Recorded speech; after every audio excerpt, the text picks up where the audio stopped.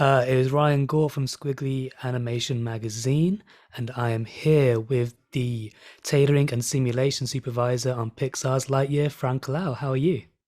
Good. Nice to meet you, Ryan. Nice to meet you too. So let's kick off talking about Buzz's costume. It's one of the most iconic things from pop culture, probably ever. I think everyone my age, around that like 20 to 25 for sure, like is intimate with the details of that costume.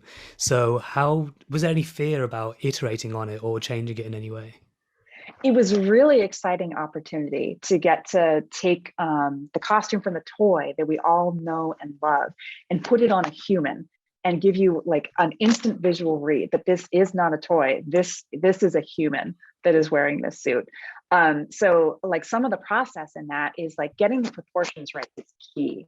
So we start out with like, okay, what pieces from the original suit uh, give you an instant read in the silhouette? Okay, so it's the knees, it's the shoulder joints. It's like all these pieces that like add up to the iconic Buzz Lightyear.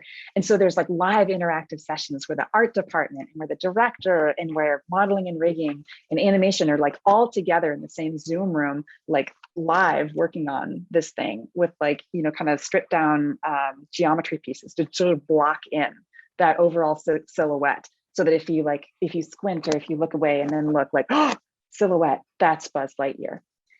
And then once you've got that and you feel pretty confident about it, that's when you get to start putting in like all the detail into the hard surface modeling that gets really exciting. And what we're thinking about there is like, the Buzz Lightyear toy has seams on it that show that this is a toy that's been manufactured. So it's really important that the hard surface detail on the human Buzz Lightyear costume looks like it was manufactured for human scale. So you'll see that in the cut-ins, you'll see that in the seams, you'll see that like where it comes together, that sense of believability is really important. And then the shading goes on top of that and like shows the wear, and it's like human scale scratches and human scale wear. And then on top of that, you have the graphics pass that's like this side up or like don't cover this vent. It's got all these awesome graphics in there that are integrated to show that like this is a human wearing this very special suit. And you just know that it's working when you're like working from home and your 5-year-old comes in the room and is just like, oh, Mama, that's Buzz Lightyear. And that's a good day.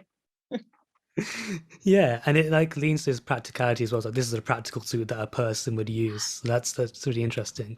Another Yeah. thing that links to what you're talking about, like talking about this is a human suit.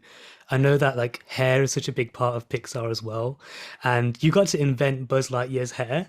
So how did you go about making that fit the character? So it was really really exciting. Like one of the first things we want to think about is like this is an astronaut, so it's going to be function over form.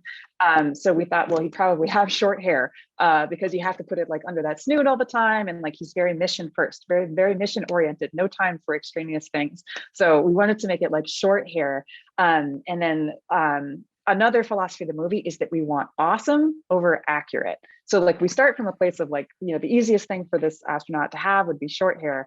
And then like from there, how can we make it look really cool? How can we have that like sense of heroicism? Angus always says that like, just like when you look at text, if you cover up like this part, you can still kind of read the word. And so like it's really really important that the top of the characters like be really iconic and really really visual. And I think we got it with Buzz's hair. I think we totally got it. It's what we all kind of imagined was under that snoot the whole time. That's great. Fran Kalal, thank you so much for talking to Squidly Animation Magazine today. Thank you so much, Ryan. Nice to meet you. Nice to meet you too. Thank you.